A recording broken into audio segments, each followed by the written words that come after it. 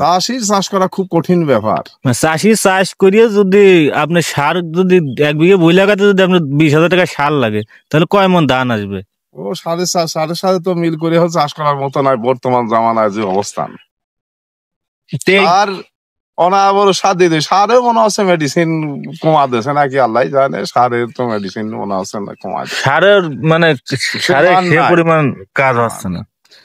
তাই সার আসলে কি মনে হয় যে সার কি আসলে কম নাকি কোনো সার এখন এরা কি করতেছে উপর থেকে, এরা তো আমাদের নিয়ন্ত্রণ ছাড়া সারের মূল মেডিসিনই মানে কমাই দিয়েছে সার। আরে ওষুধপাতি কি আবদি জাবদি ওষুধ আসছে, সব ওষুধে কাজ হচ্ছে, ওষুধের অভাব নাই। দোকানে গেলে এইটা না এইটা না এইটা নাও ও দিচ্ছি অনাবর 4 বের। আমি এই ধানে 4 বের স্প্রে করেছি, তারপরেও আমার পোক নিয়ন্ত্রণ নাই। পোক দেখা যাচ্ছে যে কোনো রকমের নিয়ন্ত্রণ আসছে, ধানের অবস্থা নেই, ধান কেবল ফুলতেছে, এখনো মনে হচ্ছে পোক যায় নাই। তাহলে তো সমস্যা, 4 বের স্প্রে করার পর পোক না থাকে আবারও করতে হবে, আবার স্প্রে করতে হবে, আরো আরেকটা স্প্রে দিতে হবে। তো ধান তো ফুলা ধরেছে, যাক আল্লাহ ভরসা ভালো ধান হবে আশা করি। তা দর্শক, আমরা ভাইয়ের সাথে একটু চাষির বিষয় নিয়ে, চাষ বিষয় নিয়ে কিছু দামটা যদি একটু নিয়ন্ত্রণে আসতো তাহলে পরে কৃষক বাঁচে যাইতো। সার একেবারে নিয়ন্ত্রণ ছাড়া চলে গেছে। সার 8 বাজারে গেলে পর সার পাওয়াই যাচ্ছে না। দোকানদাররা বলে সার গোডাউনে গোপন রেখে, এরা দোকানদার বলে সার নাই। এই সারটাই নিয়ন্ত্রণ যদি সরকার করতো, আমাদের একটু চাষের দিকে খেয়াল করতো, তাহলে পরে আমরা অনেকটা উপকার পাতাম, আমরা বাঁচিয়ে যেতাম। কিন্তু যে সরকারি আসুক খালি আশাবাদী দেয়, কিন্তু কার্যক্রম কিছুই করে না। এই সারটার জন্য যদি সরকার সমস্ত হাট বাজার যে নিয়ন্ত্রণ সারটা রাখতো, কৃষক বাঁচে যাইতো। এই সারটাই কৃষকের মূল চাবিকাঠি। হ্যাঁ, এই সারের উপর যদি সরকার নিয়ন্ত্রণ রাখে, সার যদি সরকার একটু সারের দিকে খেয়াল দেয়, নজরদারি করে, তাহলে পরে কৃষক অনেক উপকারিত হবে, কৃষক বাঁচে যাবে। আর ফসল না হলে তো চাষির কোনো মূল্য নাই। না, ফসল না হলে তো চাষির কোনো মূল্য নাই। আর সরকার তো চাষির দিকে একটু তাকাচ্ছে না। সরকার যাই আমদানি কি করতেছে, বড় বড় পুঁজিপতির হাতে আটকা পড়ে যাচ্ছে। সার আইনে গোডাউনে রাখে, 2 খান সার দেওয়া আছে দোকানের সামনে রাখে, কয় সার নাই। এইটাই তো সমস্যা হয়েছে বর্তমান। এইটা যদি সরকার নিয়ন্ত্রণ করতো, তাহলে আমরা অনেকটা বাঁচিয়ে যেতাম। সমস্ত কৃষক বাঁচা, আমাদের দেশ বাঁচা। আমাদের মতন গরিব মানুষের তো একটা জমি লিজ নিয়েও আমাদের চাষ করা সম্ভব না, এরকম যদি সার মাটির দাম থাকে। সার মাটি সরকার যাই যাচ্ছে আনতেছে, কিন্তু এখানকে সিন্ডিকেট করে এই যে স্থানীয় দোকানদার পট্টি আছে, বড় বড় দোকানদার এবং লাইসেন্সদারি দোকানদার, এরা হইলো সার গোপন করে, এরা বলে যে সার নাই। 1100 টাকার সার, 1050 টাকার সার এখন 1500 টাকা মার্কেটে।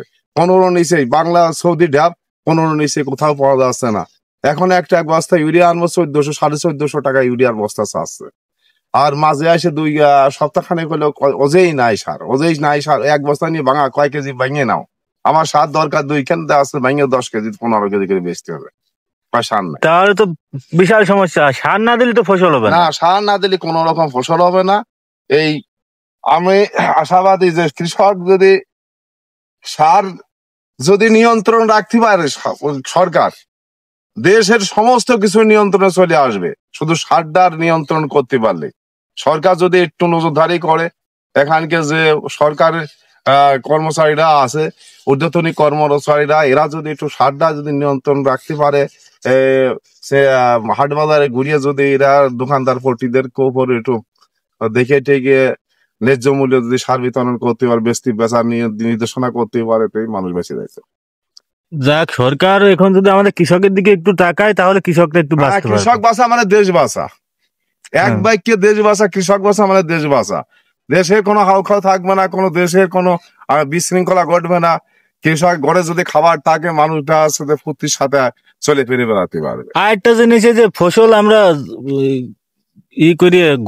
ঘরে তোলার পর বাজারে নি, বাজারে ন্যায্য দাম পায় না, এর কারণটা কি? বাজারে ন্যায্য দাম যাই সরকার আছে মোটামুটি রাখছে, বাজারটা এমন ওটা নিয়ন্ত্রণ ছাড়া এখনো নাই, নিয়ন্ত্রণের ভিতরে বাজার আছে।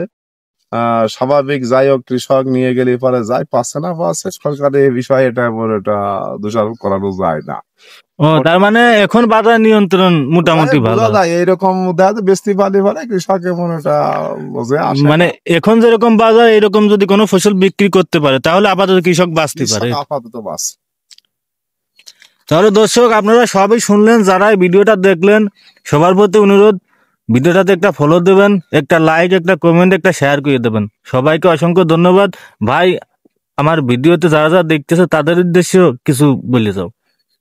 ভিডিওটা যারা দেখছেন ভাই তারা দেখা যাচ্ছে যে তাদের প্রতি আমার আন্তরিক শুভেচ্ছা, অভিনন্দন এবং সালাম গ্রহণ করি। আসসালামু আলাইকুম। হ্যালো ভাই, ভিডিওটা যারা দেখছেন তারা দেখা যাচ্ছে যে আমাদের কৃষক প্রতি ভাইরা, আপনারা সবাই আমাদের পাশে থাকবেন। আপনারাও দেখা যাচ্ছে যে এই ভিডিও প্রচার করেন, আপনারা ভিডিওগুলো দেখেন, দেখে প্রচার করেন যাতে সরকার আমাদের পক্ষে আসে আমাদের সারটা নিয়ন্ত্রণ, বাজার নিয়ন্ত্রণ করতে রাখতে পারে, আমরা যাতে ন্যায্য মূল্যে সার পাই, আমরা যাতে কৃষক বাঁচতে পারি। এই যে সবাই আপনারা একটু খেয়াল করে ভিডিওটা দেখে প্রচার করার ই করবেন। ধন্যবাদ। ধন্যবাদ।